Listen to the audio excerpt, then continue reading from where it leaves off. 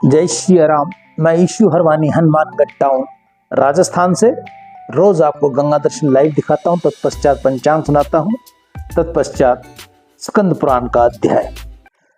नंद भद्र बोले, ओहो, आपका यह चरित्र बड़े अद्भुत है। इससे मेरे हृदय में पुनः धर्म के लिए सौगुणी दृढ़ता आ गई है। परंतु आपने जो मुझे धर्म का उपदेश किया है उसके बदले में मैं आपको कोई सेवा करना चाहता हूँ। अतः आपका धर्म स्मरण कीजिए और मुझे कोई निश्चित आदेश दीजिए।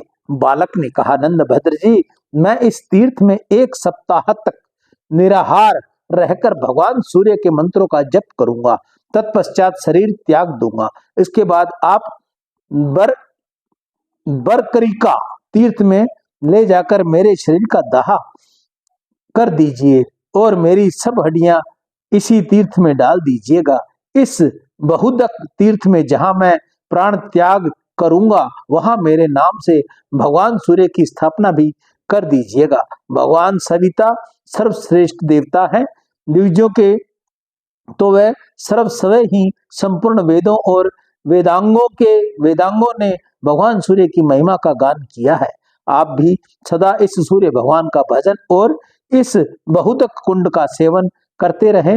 व्यास जी के बताए अनुसार इस तीर्थ का संक्षिप्त महात्म्य भी मैं आपको बता रहा हूं। जो मनुष्य माघ मास की सप्तमी को बहुतक तीर्थ में स्नान करके पितरों का पिंडदान देता है उसे वह पितृ अक्षय प्राप्ति को प्राप्त होते हैं। बहुतक तीर्थ के किनारे पितरों के उपदेश से जो कुछ भी दिया जाता है वह अक्षय होकर उनके समीप पहुंच जाता है।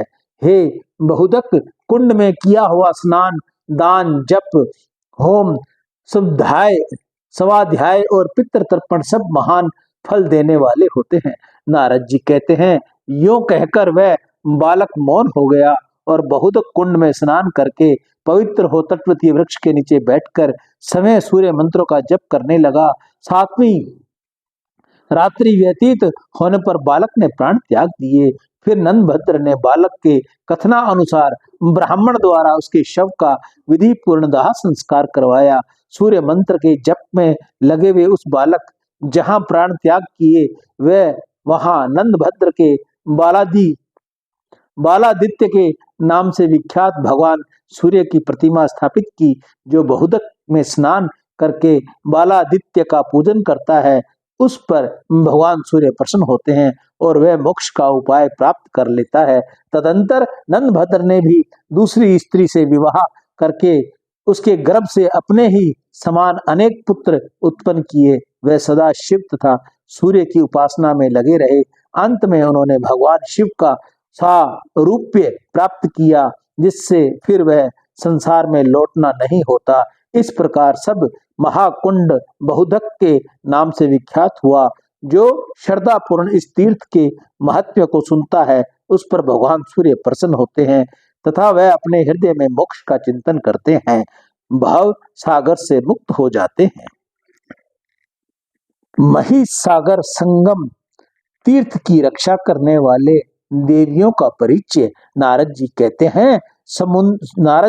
हैं, अर्जुन, तदंतर मैंने इस तीर्थ की रक्षा के लिए देवियों की आराधना करके जिस प्रकार उन्हें यहाँ स्थापित किया वह प्रसंग सुनो। जैसे सबके आत्मा परमेश्वर सब भूतों में व्यापक है उसी प्रकार उनकी शक्ति परमेश्वरी प्रकृति में नित्य व्यापक है। शक्ति के प्रदान से मनुष्य सुख और समस्त संपदाओं को प्राप्त करता है। अर्जुन, भगवती ईश्वरी संपूर्ण भूतों के इस प्रकार स्थित है। बुद्धि ही पुष्टि, लज्जा, तुष्टि, शांति, क्षमा, सप्रहा, श्रद्धा, चेतना, मंत्र शक्ति, उत्साह शक्ति तथा प्रभु शक्ति, इस सब रूपों में परमेश्वरी शक्ति ही सर्वव्यापक है। यही अविद्या रूप से बंधन और विद्या रूप से मोक्ष का कारण होती है। सदा इसी की आराधना करके इंद्र आदि देवताओं ने ऐश्वर्य प्राप्त किया है। भगवती शक्ति ही प्रकृति है वहीं अनेक भेदों भिन्न भिन्न अनेक रूपों में स्थित है। इसलिए मैंने जिस महादेवियों को जहां स्थापित किया है वह सुनो। चारों दिशाओं में चार महाशक्तियों में स्थापित की गई है। पूर्व दिशा में स्कंद स्वामी के द्वारा सिद्धि सिद्धि सिद्धि अंबिका भी स्थापना हुई है। उन्हीं की सृष्टि से आदि में प्रकट हुए मल प्रकृति करते हैं। सिद्धांतों ने इसकी आराधना की है, इसलिए उसका नाम सिद्धांबिका है। दक्षिण दिशा में तारा देवी विराजमान है, उनकी स्थापना मैंने ही की है। ये वही तारा है जिन्होंने देवताओं को तारने के लिए भगवान कश्यप का आश्रय लिया था। उन्हीं के आवेश से युक्त होने के कारण सदगुरु भगवान कुर्म ने देवताओं का उद्धार किया। वह गिरिराज नंदनी तारा बड़ी आराधना के बाद मेरे द्वारा यहाँ लाई गई है। ये करोड़ों देवियों से घिरी हुई बड़ी उग्र देवी है। मेरे प्रति आदर का भाव होने के कारण मेरी प्रार्थना से दक्षिण दिशा में आकर रहती है। इसी प्रकार पश्चिम दिशा में शुभा स्वरूपा भाव सवरा देवी स्थित है, जिनके व्यक्त होकर सूर्य आदि महामंडल प्रकाशित होते हैं, जिनकी शक्ति से संपूर्ण नक्षत्र मंडल सब ओर आते जाते हैं। और भास्वरा देवी ही है कि वह बड़ी प्रबल शक्ति है। मैं आराधना करके ब्रह्मांड कटहा से उन्हें यहाँ लाया हूँ। वह कोटि देवियों से आवर्त होकर यहाँ रहती है और सदा पश्चिम दिशा की रक्षा करती है। उत्तर दिशा में योगिनी नंदनी देवी का निवास है, जो पूर्व काल में भगवती प्रकृति के शरीर से प्रकट हुई तथा जिसने निर्मल दृष्टि से देखे जाने पर चारों सनकादि कोने में योग प्राप्त कर लिया। इसलिए सनकादि महात्माओं ने इसे योगेश्वरी कहा है। उन्हें भी मैं आराधना करके अंडक कटास से ही लाया हूँ। ये योगिनियों से घिरी हुई यहाँ उत्तर दिशा में निवास करती हैं। इस प्रकार ये चारों महाशक्तियां इस तीर्थ में सदा स्थित रहती हैं। तदंतर मैं 9 दुर्गाओं को भी यहाँ ले आया। उनका परिचय सुनो। त्रिपुरा नाम से प्रसिद्ध एक उच्च कोटि की देवी है, जिसके आविष्ट होकर जगदीश्वरम भगवान शिव ने त्रिपुरासुर को भस्म किया था। इसलिए भगवान हर ने त्रिपुरा कहकर समय देवी दुर्गा का सत्वन किया। अतः वह संपूर्ण जगत के लिए पूजनीय है। मैं उनकी आराधना करके उन्हें अमरेश पर्वत से यहाँ लाया हूँ। भक्तों को मनवांछित कामनाएं पूर्ण करने वाली ये त्रिपुरा देवी भट्टादित्य के समीप विराजमान है। इसके सिवा दूसरी कोलंबा नाम की देवी है, जो सनातन महाशक्ति है। उन्हीं के आवेश से युक्त होकर वाराह रूपी धारी भगवान विष्णु ने इस पृथ्वी को जल के ऊपर उठाया था। इसलिए भगवान विष्णु कोलंबा नाम से उनकी स्तुति और पूजा की है। अर्जुन, मैंने शक्ति योग से कोलंबा देवी को प्रसन्न किया और वह बारह गिरी पर निवास करती हैं। वहीं से मैं उनको यहाँ लाया हूँ। तीसरी दुर्गा भी इस पूर्व दिशा में स्थित है। उनका नाम कपालेशा है। मैंने और कार्तिकेय जी ने उनकी स्थापना की है। उनके प्रभाव का वर्णन पहले किया जा चुका है। वह नर श्रेष्ठ धन्य है, जो कपिलेश्वर की पूजा करके उन कपिलेशा देवी का नित्य दर्शन करते हैं। वह संपूर्ण विश्व की शक्ति है। इस प्रकार 3 दुर्गाएं पूर्व दिशा में विराजित रही हैं। अब पश्चिम दिशा में परम उत्तम 3 दुर्गाएं सुशोभित हैं, उनका वर्णन करूंगा। पश्चिम में जो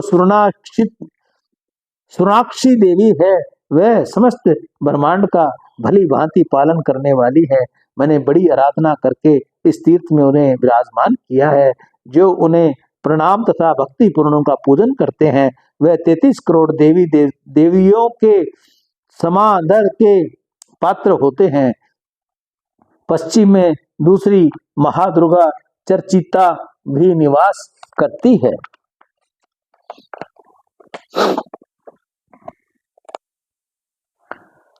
उन्हें मैंने बड़ी भक्ति के साथ प्रार्थना करके रसातल से यहाँ बुलाया है।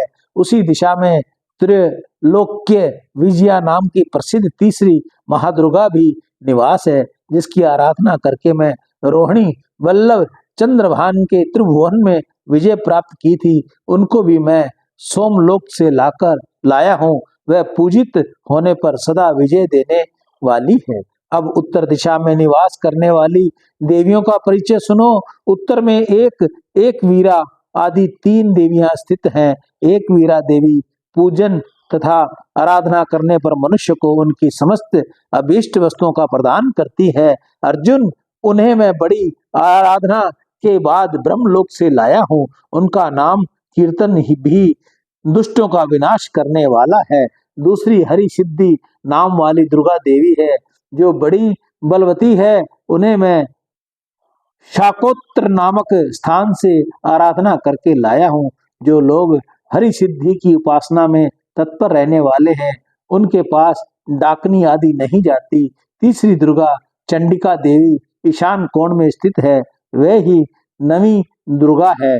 उन्होंने पार्वती के शरीर से निकलकर रोषपूर्ण चंडमुंड नामक महा असुरों का संहार किया था, जो बड़ी या बहुत सामग्री के द्वारा कात्यायनी देवी का पूजन करते हैं। उन्हें करोड़ों देवियों से घिरी हुई वह दुर्गा देवी ऐश्वर्य प्रदान करती है।